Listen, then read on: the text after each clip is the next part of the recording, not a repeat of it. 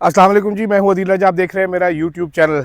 आज बात करूंगा ये इमरान खान के नाम पर जो मंजन फरोशी है, ये ज़रा डिफरेंट किस्म की मंजन फरोशी है। आपको इस बारे में बताऊंगा। आप समझ रहे होंगे शायद तरीके इंसाफ के कुछ लोग मंजन फरोशी कर रहे हैं, लेकिन ये नए नए किस्म के मंजन फरोश हैं। आपको उनके चंद लोगों के नाम बताऊँगा, काम बताऊँगा। साथ साथ बात करेंगे ग्रैंड अपोजिशन अलायंस की। क्या हुकूमत के लिए ख़तरे की घंटी बज चुकी है? क्या ऑलरेडी जो है हुकूमत इज़ इन द डोलड्रम्स? परेशानी तो हुकूमत की बहुत ज़्यादा है।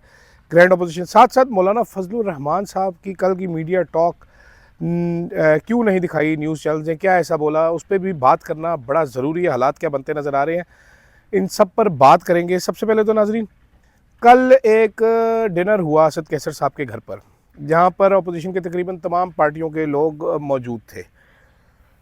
वो डिनर कम मीटिंग थी, एक ग्रैंड अपोजिशन अलायंस बनाने की जानिब एक अहम कदम था। और जहाँ पर हमें कम से कम एक चीज़ तो नज़र आई कि तमाम अपोजिशन पार्टीज़ बमशमूल शाहिद खाकान अब्बासी, शाहिद खाकान अब्बासी, मुस्तफ़ा नवाज़ खोखर साहब वहाँ पर मौजूद थे, महमूद खान अचकज़ई साहब मौजूद थे, मौलाना फजलुर रहमान साहब वहाँ पर बजाते ख़ुद मौजूद थे। उसके बाद एक एलामिया पढ़ा गया।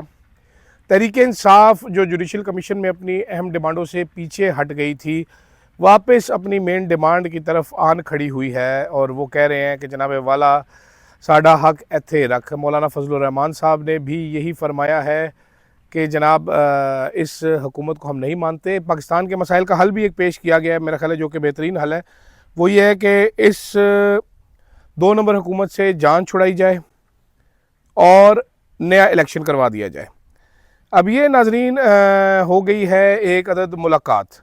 इन्होंने कहा जी कि ये गैर नुमाइंदा हुकूमत है, अवाम पर मुसलत की गई है, नए इंतखाबात मुल्की मसाइल का वाहिद हल है। ठीक है, तो इससे आगे क्या बनेगा?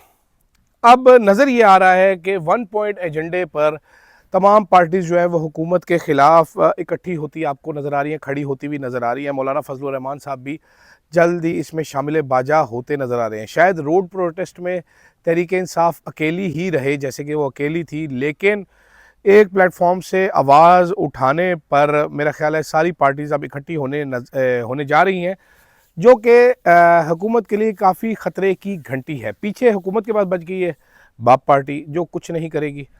बाप की एक सेकंड क्लास बाप पार्टी जो है वो है पीपल्स पार्टी, जो सौतेला बाप पार्टी है। उनके अंदर भी कोई सासू नहीं है कि वो कुछ करेंगे। तीसरे नंबर पे आ गई है MQM। अब आगे का स्टेप ये होगा कि आपने देखना है कि MQM कहाँ पर खड़ी होती है, क्योंकि मेरा ख्याल है कल भी मैंने आपको बताया था स्कॉटिश राय और ख़त के हवाले से। तो स्कॉटिश राय जो मर्ज़ी कहते रहे, ख़त ने जहाँ पहुँचना था वो वहाँ पहुँच चुका है। पूरी नून लीग और पूरे गोबर ग्रुप जो है वो हमें समझा रहा है कि ख़त मिला ही नहीं, ख़त मिला ही नहीं। खुले ख़त का मतलब होता है भाई जनाब पे आज ख़त पढ़ लो। तो या तो स्कॉटिश राय जो है वो VPN इस्तेमाल नहीं करते, अगर VPN वो इस्तेमाल करते हैं तो ज़रूर स्कॉटिश राय ने वो ख़त पढ़ लिया होगा और उनको मालूम है कि इसमें क्या लिखा है। ऐसे खतूत नाजरीन लीडर्स रेजिस्टेंस के टाइम पर लिखा करते हैं सारी दुनिया में, जो कि बहुत वेल रिसीव होते हैं। ये ख़त तारीख़ का हिस्सा बनने जा रहा है। ये एक ऐसा ख़त नहीं है कि जिसको पढ़ के आपके हमसे NRO मांग रहा है। ये वो ख़त है जो पढ़ के आपको सोचने की ज़रूरत है कि क्या हो रहा है, किस किस्म की बातें की जा रही हैं और क्या वाकई ऐसा है। ये दोबारा सोचने का वक्त है, लेकिन हमें मालूम है कि ऐसा होगा नहीं। तो एक तो ये ख़त आ गया, दूसरी तरफ तमाम अपोजिशन जमातें एक पॉइंट पर इकट्ठी हो रही हैं। ये ज़रूर हुकूमत के लिए मुश्किलात लेके आएगा। ओवर कॉन्फिडेंट गवर्नमेंट है, इनको सपोर्ट हासिल है इस्टेब्लिशमेंट की, इस्टेब्लिशमेंट के कंधों पर सवार हैं।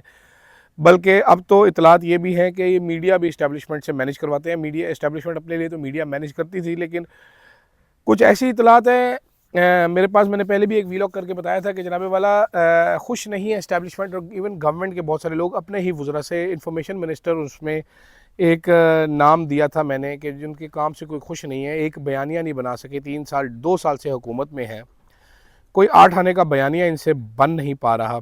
दूसरी जानिब पंजाब हुकूमत भी सड़तोड़ कोशिश कर रही है, 3 औरतें 3 कहानियाँ चल रही हैं वहाँ पर। बल्कि पंजाब में तो आज एक नया काम भी हुआ है, एक मरीम नवाज़ की रोड पेंट करने के इनिशिएटिव पर एक सहाफ़ी ने कहा ये करप्शन हुई है, तो उसको घर से उठा लिया गया, वो गायब है 2 दिन से। जबकि पंजाब में ही एक व्हाट्सएप ग्रुप के एडमिन को भी दोबारा अरेस्ट कर लिया गया है, फेक न्यूज़ का कह के कि उसने कोई खबर डाली थी ग्रुप में जो कि गलत साबित हुई तो शिकायत होगी, तो पीके एक्ट के तहत उसको गिरफ़्तार कर लिया गया। तो अब आप व्हाट्सएप ग्रुप के एडमिन हैं, तो आप भी गिरफ़्तार हो सकते हैं। मैं भी कोई 3-4 ग्रुपों का एडमिन हूँ जी, तो गिरफ़्तारी के चांसेस बहुत बढ़ चुके हैं इस वक्त। दूसरी जानिब बड़ा इंटरेस्टिंग है, इमरान खान के नाम से मंजन फरोशी जो है ना, वो जारी है। अब ये मंजन फरोशी तहरीक इंसाफ वाले नहीं कर रहे हैं।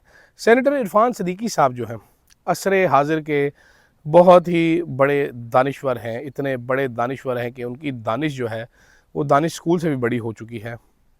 उन्होंने किताब लिखी है एक, साइफ़र से फ़ाइनल कॉल तक। ये इतने बड़े दानिश्वर हैं सारे लोग कि ये अपनी किताबें भी ओरिजिनल आइडियाज़ पे नहीं लिख सकते। अब नाम भी बेचने के लिए ये नाम भी इमरान खान का इस्तेमाल करते हैं। फवाद चौधरी साहब ने कल कहा भी था कि who sponsored, who finance this crap. अब इसमें इरफान सिद्दीकी साहब क्या बताएंगे साइफ़र के बारे में कि जी साइफ़र, हम बताते रहे कि साइफ़र था ही नहीं, लेकिन फिर वो साइफ़र निकल आया। फिर हमने जो साइफ़र था ही नहीं उसकी बुनियाद पर इमरान खान को सज़ा दे दी। फिर इस्लामाबाद हाई कोर्ट ने वो केस पूरे का पूरा उठा के बाहर फेंक दिया कि क्या बेहुदा केस है। ये साइफ़र के बारे में बताएंगे। फ़ाइनल कॉल के बारे में इरफान सिद्दीकी साहब क्या बताएंगे जी कि तहरीक इंसाफ कैसे नाकाम हुई। कि लाखों लोग इस्लामाबाद पहुंच गए तहरीक इंसाफ की कॉल पर, सैकड़ों हमने कंटेनर लगा दिए, हमने शहर के शहर बंद कर दिए, हमने पूरा सूबा बंद कर दिया, उसके बावजूद लोग पहुंच गए, तो फिर हमने गोलियां चला दी, हमने बंदे मार दिए। आप ये बताएंगे इस किताब में। आप इनकी दानिश्वरी का अंदाज़ा इस बात से लगाइए कि इनको इमरान खान का नाम चाहिए अपना मंजन बेचने के लिए। जैसे कि एक बहुत बड़े मुबैना सहाफ़ी हैं, उनके प्रोग्राम का नाम है रेड लाइन। उनके प्रोग्राम का नाम जो है ना, वो भी जनाबे वाला इमरान खान की जो टर्मिनोलॉजी है उससे लिया। इससे पहले इन्होंने अपने प्रोग्राम का नाम रखा था नया पाकिस्तान। जी जनाब, वो अब जियो पे ही रह गया प्रोग्राम, नया पाकिस्तान में कोई और साहब करते हैं। लेकिन ये साहब जो है इतने इंडिपेंडेंट दानिश्वर हैं, इतने बड़े थिंकर हैं कि इमरान खान के लाइन से हट के प्रोग्राम का नाम नहीं सोच सकते, इनके जहन में आता नहीं है। इसी तरह एक प्रोग्राम का नाम रखा गया था तब्दीली। तो ये मंजन फरोशी जो है इमरान खान के नाम पे, आप मीडिया पर देखिए, एक साहब हैं जो कि इद्दत का केस बनवाने में मीडिया के एंकर हैं, उन्होंने अहम तरीन किरदार अदा किया था, अहम तरीन किरदार अदा किया था। वो टूल थे बेसिकली। खानज़ादा साहब उनका नाम है, गालिबन शाहजेब खानज़ादा साहब, वो इस इद्दत केस के रूह रवां, उनको आप समझ लीजिए। उनका आप पिछले 1 साल के प्रोग्राम्स उठा के देख लिए, शायद 1 या 2 प्रोग्राम्स होंगे जो इमरान खान के नाम के बग़ैर शुरू हुए होंगे, वरना इमरान खान बेचते हैं, इमरान खान ही इनका करियर है, इमरान खान ही इनका क्लेम टू फेम है। ये वो हमारे असर हाजिर के जदीद दानिश्वर है। इसी तरह एक और साहब हैं घटिया तरीन, वो एक शख्स के मुलाजिम हैं, लाहौर से प्रोग्राम करते हैं, उनका रोज़ी रोटी भी इसी तरह चलती है। फिर एक और साहब है जो मगवियों का इंटरव्यू करते थे, फरमाते थे, ठीक है। एक तो डाकिया है, एक मगवियों का इंटरव्यू बैठ के करता है इस्लामाबाद में, अपने आप को कहता है मैं इंटरनेशनल सहाफ़ी हूँ। इन सब का मंजन जो है वो इमरान खान के नाम से ही बिकता है, इमरान खान के नाम से चलता है।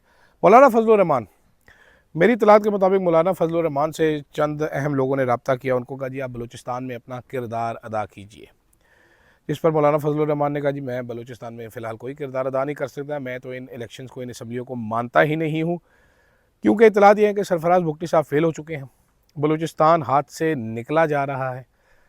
कल मौलाना फजल रहमान साहब ने भी यही बात की, किसी टीवी चैनल ने दिखाई नहीं, लेकिन बड़ी संजीदा बातें उन्होंने की। उन्होंने कहा जी बलोच अक्सरियत वाले इलाके जो हैं वो हाथ से निकल चुके हैं, वो ऐलान कर सकते हैं अलहदा रियासत का, तो ज़रा इस बारे में सोचा जाए। आपने तमाम जो जेन्युइन लीडरशिप थी बलूचिस्तान की उसको ऊपर नहीं आने दिया, काकड़ जैसे लोग मुसल्लत किए गए, अभी सरफराज भुगटी है, वो बच्चा जमाल है, इस तरह के लोग रखे गए हैं, तो सूबे का यही हाल होना है।